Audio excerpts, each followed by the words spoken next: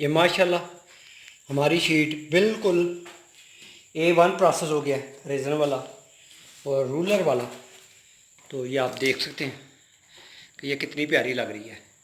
तो ये जब सूखेगी तो इससे भी ज़्यादा प्यारी लगेगी। अस्सलाम वालेकुम, मैं हूं मियां मुहम्मद फुल्क आलम और आप देख रहे हैं 4 in 1 बिजनेस आर्ट्स। तो आज हम बनाएंगे अपॉक्सी शीट। तरीक़ाकार तो वही है, मगर इसमें थोड़ा सा केमिकल की कमी बेशी और हाथ के चलाने का फ़र्क है। तो लिहाजा जो नए दोस्त हैं वो सब्सक्राइब करें, जो पहले वाले दोस्त हैं वीडियो स्टार्ट होते ही लाइक करें, क्योंकि वीडियो देखने के बाद इंसान भूल जाता है। तो वीडियो देखने का कोई फ़ायदा नहीं अगर आप मुझे लाइक नहीं देंगे। तो मैं इस वीडियो को लंबा नहीं करना चाह रहा, क्योंकि प्रोसेस सेम है, मगर कुछ चीज़ें सिर्फ आपको बताने वाली हैं कि अपॉक्सी में क्या क्या डिफरेंट है पॉलिस्टर रेज़न से और अपॉक्सी रेज़न में।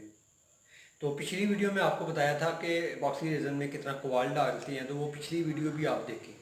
दोस्तों मैं इसलिए कर रहा हूँ कि आप आसानी से देखें और आसानी के साथ समझ आए, यानी कि ज़्यादा टाइम ना लगे। तो आइए हम स्टार्ट करते हैं कि ये शीरने कैसे बनना है। तो मैं शॉर्ट कर दिखाऊंगा, तो आपने मेरे साथ रहना है। तो इसका भी वही तरीक़ाकार है जो और शीटें बनती हैं। तो मैंने सबसे पहले ये मैट बिछा दी है। तो शॉर्टकट बना रहा हूँ मैं, बिछाते हुए नहीं दिखाई आपको, मगर पहले आपने मैट ही बिछानी है।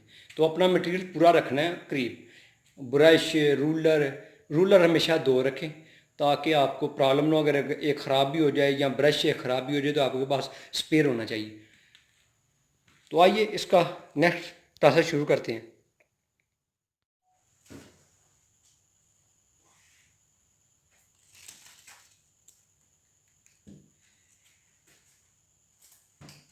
रेज़न हमने ले लिया, 1.5 किलो रेज़न है।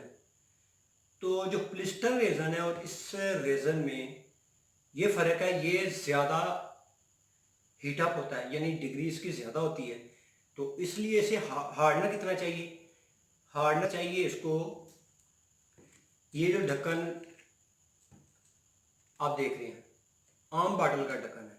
तो इस पहले हम डालते थे पौना, यानी आधे से ज़्यादा और फुल से कम डालते थे। तो इसमें क्वार्टर यानी चौथाई हिस्सा हार्डनर डालना है और स्पीड के साथ लगाना है, क्योंकि ये पॉक्सी रेज़न जल्दी हार्ड होता है, ये ज़हन में रखना।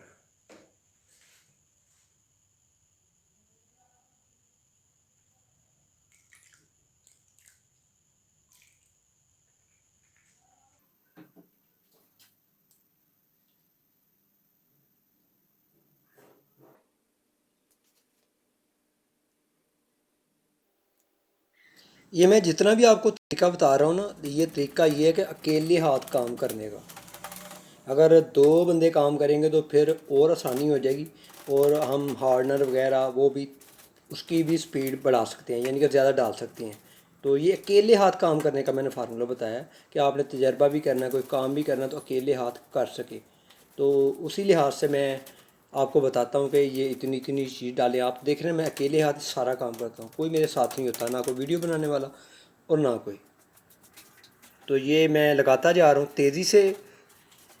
अपॉक्सी रेज़न को जितनी स्पीड से आप लगा सकते हैं लगाएं। तो लगाने के बाद आपने देखना है कि कहीं कोई रह तो नहीं गया। रह जाए तो फिर वहाँ दोबारा ब्रश के साथ थोड़ा थोड़ा लगाते जाएं, ताकि जब हम कपड़ा बिछाएं तो हमें उसमें मुश्किल पेश ना आए। नीचे जो मैट है वो सूखी ना रह जाए, अगर सूखी रहेगी तो वहीं से ही शीट ये ख़राब आएगी, तो नुकसान भी होगा। तो जॉइंट हमेशा जो है ना ये मैट के ऊपर थोड़ा सा चढ़ाना ज़रूरी है, बल्कि चढ़ा देना चाहिए ताकि जोड़ नहीं बनेगा उसका। तो आप देख रहे हैं कि मैं जहाँ जहाँ रह गई है वहाँ वहाँ मैं लगा रहा हूँ ताकि मुझे कोई प्रॉब्लम ना आए।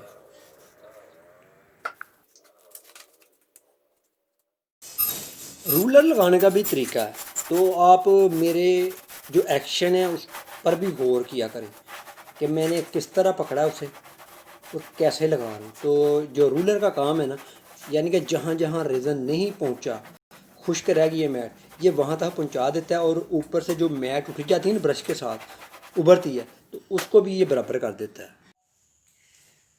तो अब हम इस पर कपड़ा बिछाएंगे।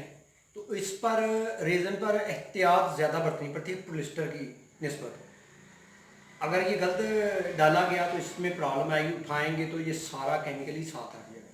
तो पहले ये एहतियात करनी है कि ग्रीन यानी डार्क साइड जो कपड़े की वो नीचे रखनी है, ये ध्यान में रखें। ये एपॉक्सी रेज़न में यही कुछ प्रॉब्लम है।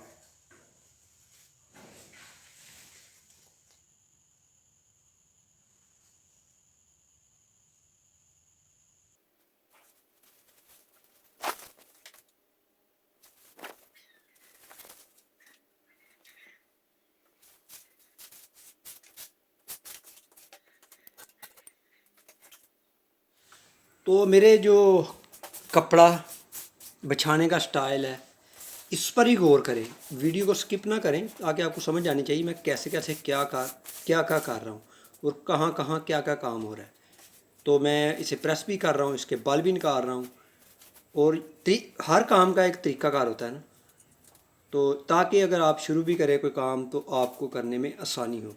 तो ये आप देख रहे हैं कि मैं जो जॉइंट है उसके ऊपर थोड़ा सा कपड़ा चढ़ा रहा हूँ ताकि दर कोई जॉइंट नज़र ना आए, यानी हल्का सा आधे इंच से कम ही सही, मगर मैं हर तरफ से ख्याल रख रहा हूँ और प्रेस भी हाथों से कर रहा हूँ। ये चीज़ें गौर करने वाली हैं कि मैं कैसे कैसे कपड़े को प्रेस कर रहा हूँ। तो बराए मेहरबानी वीडियो मुकम्मल दिखा करें ताकि जब आप काम करें तो आपको मुश्किल पेश ना आए, आपके जहन नशीन हो जाए। तो वीडियो उस वक्त देखें जब आप फ्री हैं, फ्री अगर होंगे तो आपका माइंड भी काम करेगा। तो पूरी वीडियो देखें, कोई 2 घंटे की वीडियो नहीं है। फिल्में तो आप 3-3 घंटों की देख लेती हैं, तो ये 5-10 मिनट की वीडियो होती है। तो इसको देख लिया करें, आपका फ़ायदा है और मेरा भी फ़ायदा है। तो ये हमने 1.5 किलो हार्डनर रेज़न ले लिया, पॉक्सी रेज़न। तो इसमें आप कितना डालना है ये मैं आपको बताता हूँ। इसमें हमने आधा ढक्कन डालना है, ज़्यादा नहीं होना चाहिए, थोड़ा कम ही हो जाए तो चल जाएगा काम। तो स्पीड पहले से भी तेज़ रखनी है आपने ताकि जल्दी काम हो जाए, वरना ये इसमें हार्ड हो जाएगा।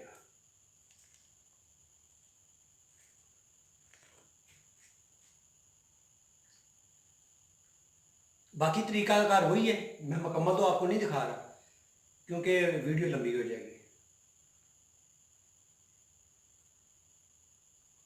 तो कपड़ा बिछाना इस पर सबसे मुश्किल काम है बॉक्सी पर, क्योंकि दोबारा उठा नहीं सकते, क्योंकि ये साथ ही आ जाती कपड़े के।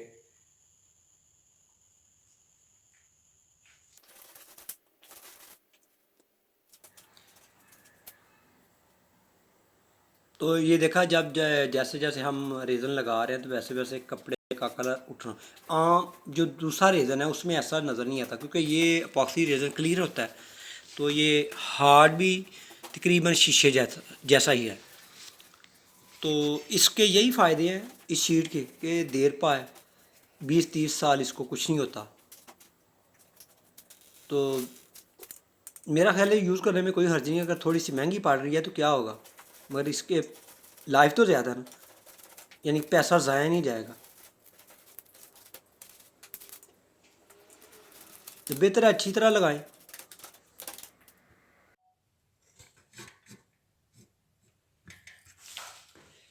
माशाल्लाह हमारा काम कंप्लीट हो गया, तो अब सिर्फ रूलर रह गया। तो रूलर के बाद वाला भी आपको दिखाऊंगा, तो साथ रहें ताकि आपको कंप्लीट इसकी समझ आए।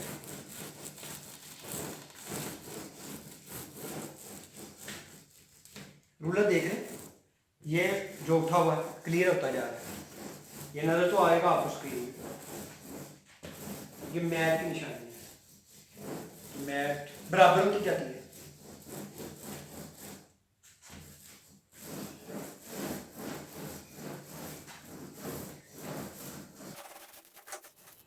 रूलर अच्छी तरह लगाएं क्योंकि आखिर आखिरी प्रोसेस में यही ख्याल रखना कि चलें पीछे से भी अच्छी हो जाए, जहाँ रेज़न नहीं पहुंचा, कपड़े में मिक्स नहीं हुआ रेज़न, वहाँ भी मिक्स हो जाए और मैट भी बैठ जाए और फिनिशिंग आ जाए। तो माशाल्लाह हमारी शीट बिल्कुल रेडी हो गई है। तो ये 3 या 4 घंटे तक बेहतरीन सूख जाएगी। तो अब मुझे इजाज़त दे अपने दोस्त मियाँ मोहम्मद फ़ारूक आज़म को। नेक्स्ट वीडियो तक अल्लाह हाफिज़। तो आखिर में ये कि आप खुश रहें और लाइक और शेयर भी करते रहें।